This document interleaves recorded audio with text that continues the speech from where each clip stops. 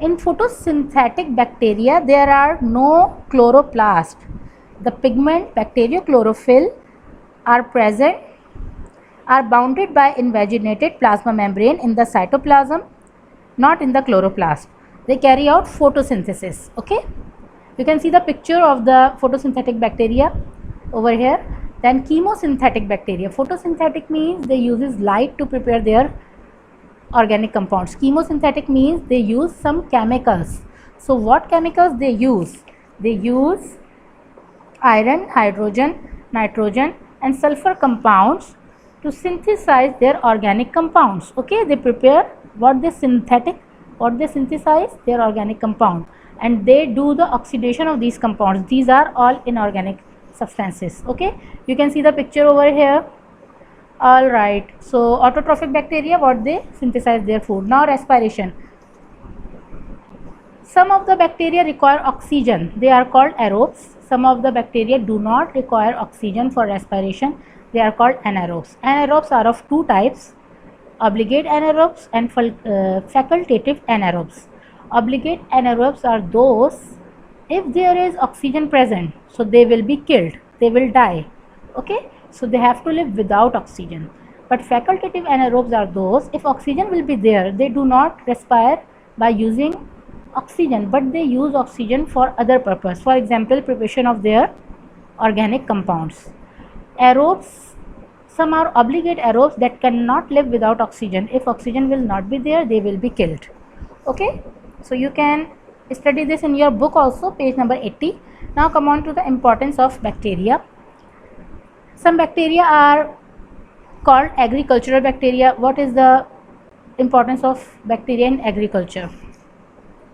Bacteria compose dead plants and animals' bodies and convert various organic compounds into simple forms such as nitrates, sulfates, phosphates, etc. for utilizing by green plants. Nitrifying bacteria convert the proteins of these dead bodies into nitrates. These nitrates are absorbed and utilized by the green plants. Soil bacteria, they increase the fertility of the soil by bringing about physical and chemical changes in the soil. Okay, so agricultural bacteria help green plants. Next, alimentary canal bacteria. Do you know alimentary canal? In the alimentary canal of herbivores, a thing is present that is called cellulose, because they eat green plants.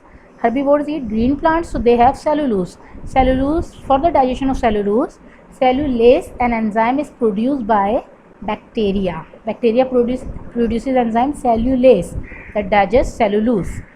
Then in the human, some bacteria are present that makes vitamins. Okay, you can see this is the small intestine, and you can see here some of the bacteria. They are important for the production of vitamins. All right, industrial bacteria. They help in ripening of cheese, curing and ripening of tobacco leaves, conversion of hides into leather, retting, softening of fibers, and curdling of milk. Now medicinal bacteria.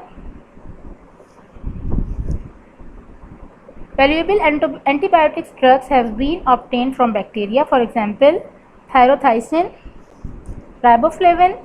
It's a kind of vitamin that is produced by the bacteria named Clostridium. So these are Clostridium, different shapes of different kinds of Clostridium. Okay, in plural it will be called Clostridia. So that was the importance of bacteria in different fields. Now some of the harmful effects. Pathogenic bacteria that cause diseases in animals and also in plants.